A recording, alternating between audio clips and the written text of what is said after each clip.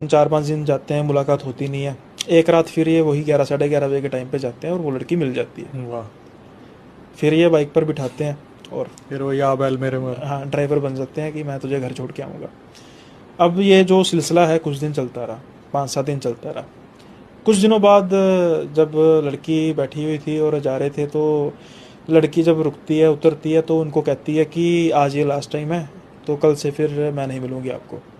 तो ये पूछते हैं कि क्या हो गया, मैंने कुछ गलत कह दिया? कहते नहीं, एक्चुअली मैं ना फ्लैट चेंज कर रही हूँ, मालिक ने जवाब दे दिया, तो मैं सोच रही हूँ कि मैं जो है वो बुटीक के पास ही अपना फ्लैट ले लूँगी, तो फिर तो ये काम ही ख़त्म हो जाएगा। अब ये सोचते हैं कि आर पार की बात है, अभी आज के बाद तो वैसे मिलना है नहीं, फ़ोन तो है नहीं, तो ये दिल थोड़ा सा बढ़ा कर कहते हैं कि तुम ऐसा करो मेरे फ्लैट में रह लो। तो आगे लड़की कहती है कि आपके पेरेंट्स को कोई प्रॉब्लम तो नहीं होगी?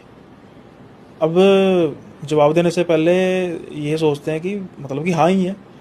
अगर होता तो ये लड़की कहती कि कैसी बातें कर रहे हो, है ना, मतलब मैं तुम्हारे साथ कैसे रह सकती हूँ, और उल्टा ये पूछ रही है कि पेरेंट्स को प्रॉब्लम नहीं होगी, मतलब मेरी तरफ से तो हाँ ही है।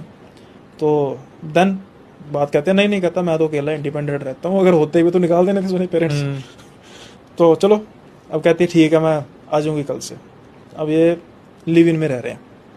अगले दिन लड़की आ गई, ये अपने सुबह काम पे जाते हैं और बकौल इनके कि वो पीछे से अपने बुटीक में जाती थी और पहले आ जाती थी वापस। अब देरी दूरी भी नहीं हो रही, वो पहले समय से पहले वो ऑफिस में मतलब घर पे होती थी। अब जैसे मैंने कहा कि फ्लैट रेंट पे था, धीरे धीरे सामान की बढ़ोतरी हो रही थी। अब जो है वो नारी घर पे आई है तो उसके लिए ड्रेसिंग टेबल तो होना चाहिए, तो इन्होंने सोचा कि ड्रेसिंग टेबल लेकर रूम में रखते हैं।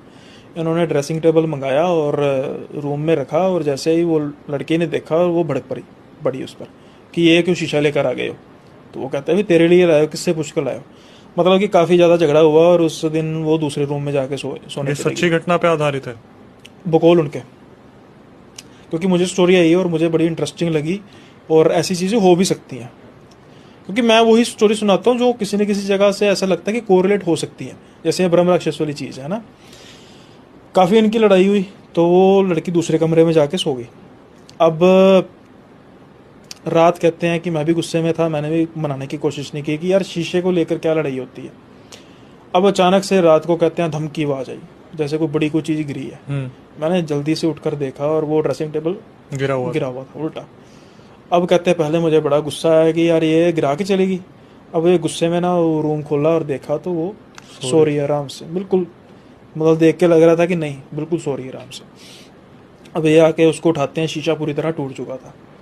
चलो अपने मन को समझाते हैं कि शुक्र है यार, ठीक है, जो कैसे कहते हैं ना, फसाद की जड़ी खत्म हुई।